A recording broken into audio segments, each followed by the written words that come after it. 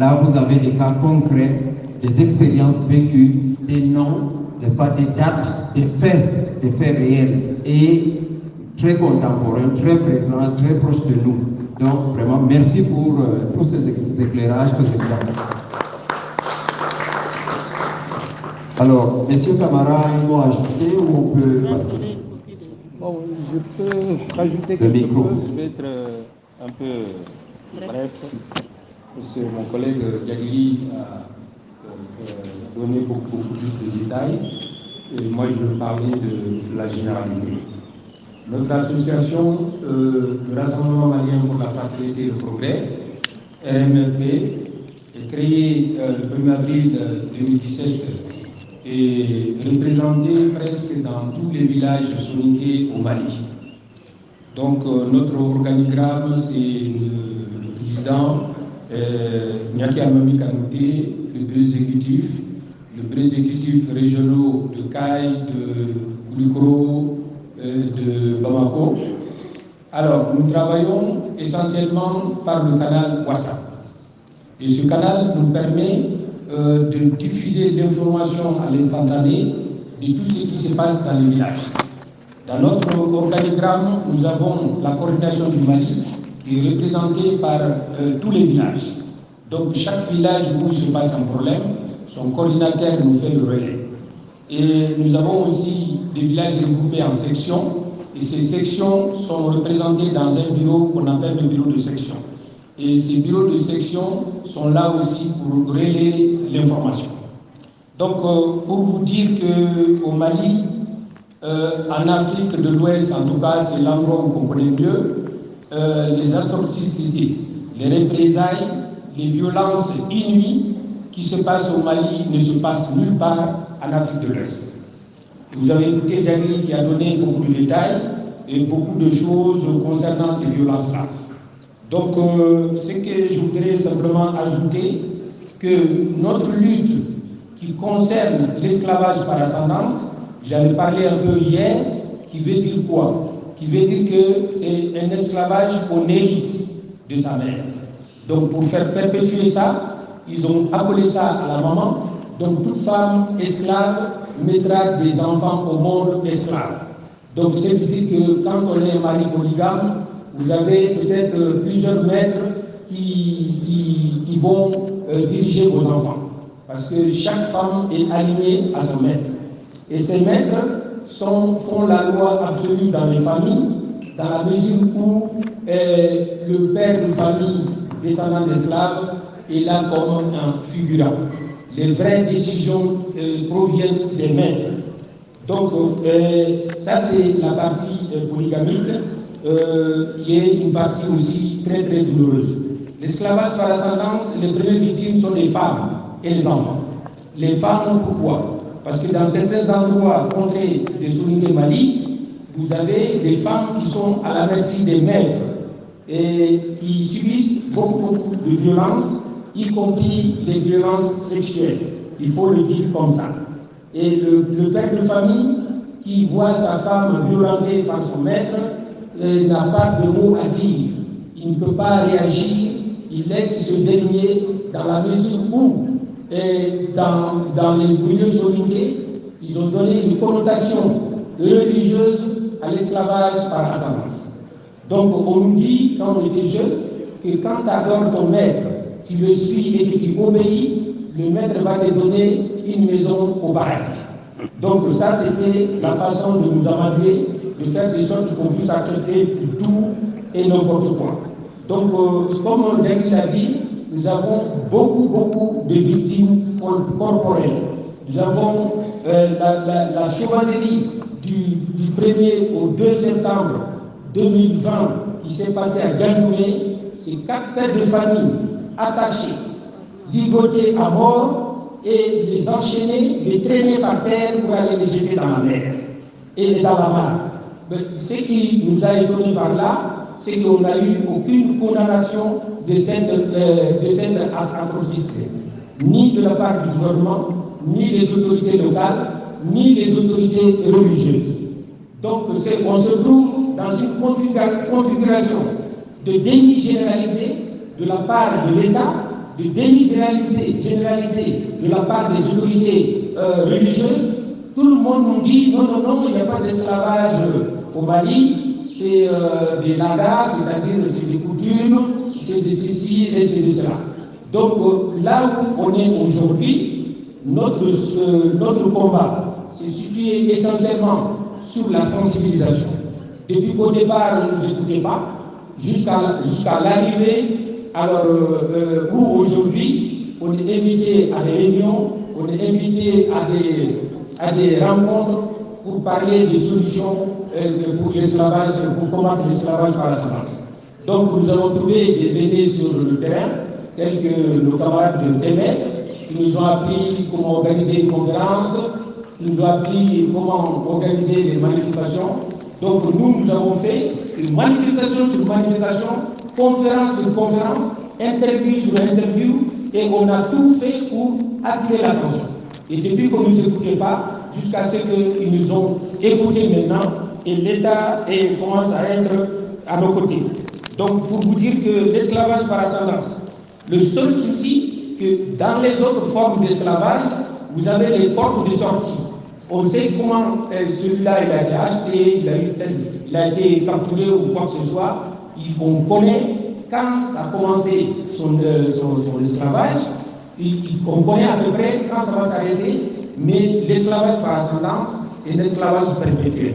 Donc ici, nous lançons un appel solennel à la communauté internationale, à toutes les associations de bonne volonté qui luttent contre l'esclavage, de venir au chevet du Mali, parce qu'on est vraiment alors, au bout du rouleau, dans la mesure où les violences ont atteint un niveau inimaginable dans ce monde contemporain. Donc nous demandons de l'aide à tout le monde pour que le Mali commence déjà par prendre une loi criminalisant l'esclavage par ascendance et pour la conscientisation de l'État pour essayer de faire face à ce phénomène-là. Donc partout où il y a eu des cas de victimes, nous avons porté plainte.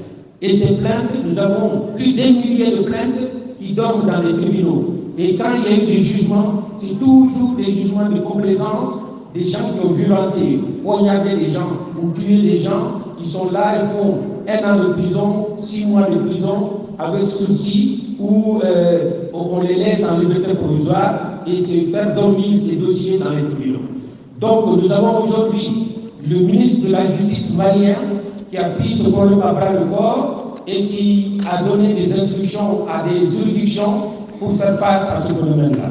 Et nous espérons que son appel et ses instructions seront entendues afin qu'on puisse trouver un début de solution à ce problème-là.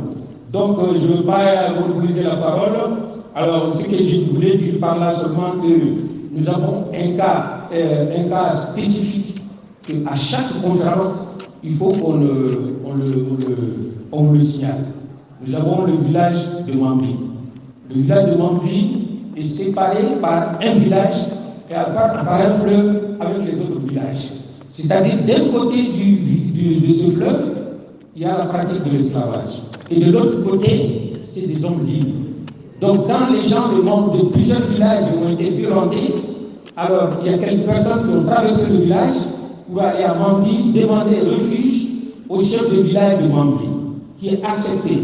Et aujourd'hui, nous avons plus de 1700 personnes qui ont traversé ce fleuve-là pour rejoindre ce village de Mambri. Et toutes les grandes associations et puis ceux qui luttent contre l'esclavage sont au courant de ce qui se passe à Mambri.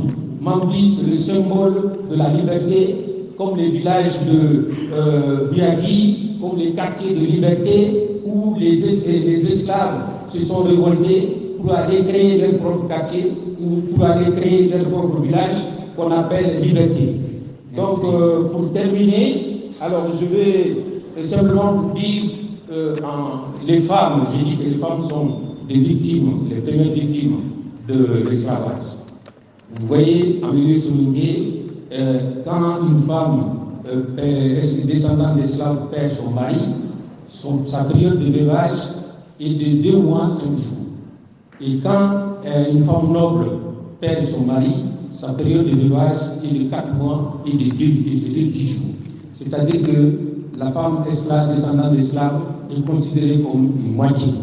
Et pour vous dire que tout ça là, c'est avec des connotations sexuelles. Parce que ces femmes-là ne doivent pas rester longtemps en veuvage pour les besoins de leur maître. Il faut qu'elles soient libres de veuvage pour être à la disposition de leur maître. Je vous remercie. Merci. Association RMFP, Rassemblement malien pour la fraternité et le progrès. Donc je viens de Paris. Mon collègue qui est le président de la région de Caille, il est venu du Mali. Et on a d'autres Maliens qui sont là aussi, mais au compte d'autres associations. Donc nous sommes là, nous sommes très heureux d'être ici. Ça fait 3 jours où on a écouté pas mal d'historiens qui nous parlent de plusieurs types d'esclavage dans les contrées, dans des endroits où on n'a pas soupçonné que ça pouvait exister l'esclavage. Donc nous, aujourd'hui, nous allons avoir notre temps d'intervention.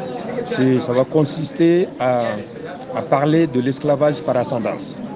Donc l'esclavage par ascendance, pour nous, c'est la pire discrimination qui puisse exister dans ce monde contemporain. Parce qu'une femme descendante d'esclaves, tout enfant qu'elle va mettre au monde seront systématiquement des esclaves. Et cela est une aberration, parce que l'enfant qui vient de naître de la femme d'esclave n'a pas choisi ce mode de vie, n'a pas choisi d'être esclave. Donc l'origine de ces esclavages sont multiples. Donc on a ce qu'il faut des esclaves qu'on a qualifiés de captifs. Donc la majorité de ces esclaves proviennent de la captivité. C'est-à-dire que quand dans le Mandé, à la suite des guerres fratricides qui ont mis sur le chemin de l'exode des familles entières, donc qui sont à la recherche d'endroits où il n'y a pas de guerre, et ils ont été recueillis par des familles avec ruse sous forme d'hospitalité déguisée. Donc c'est pourquoi je dis déguisée. Ils se croient en sécurité, mais au fond, c'est les familles qui ont été recueillies, alors se sont livrées à des gens qui les ont mis dans l'esclavage. Donc ça, c'est la principale source de l'esclavage en Afrique de l'Ouest. Donc nous avons un réseau WhatsApp qui a un slogan qu'on appelle Gambana. Gambana veut dire égalité en droit, en chance, en dignité et devoir. Voilà, donc c'est à l'instar même de la Déclaration universelle des droits de l'homme. Donc, si vous coupez la parole, est-ce que votre rassemblement, votre association, Rassemblement du Mali, va en droite ligne avec le combat que vous menez avec la France par rapport à ce, bon, on peut dire, l'occupation entre guillemets, l'échec n'avoir pas résolu le problème avec les djihadistes, notamment la force Sahel et consorts. En fait, le Mali est un pays où il y a des populations diverses qui y vivent dans le temps et dans la tranquillité, et sans problème où récemment a surgi ces problèmes de djihadistes qui sont de la fabrication humaine de toutes pièces. Voilà. Donc c'est pour des problèmes de gouvernance et des problèmes de balkanisation de notre pays qu'on a inventé ce problème de djihadistes qui en réalité n'est pas un problème. Parce que dans les djihadistes, la majorité de ce qu'on appelle des djihadistes, ils ont leurs frères et sœurs qui combattent aux côtés de la population malienne pour l'intégrité du territoire malien.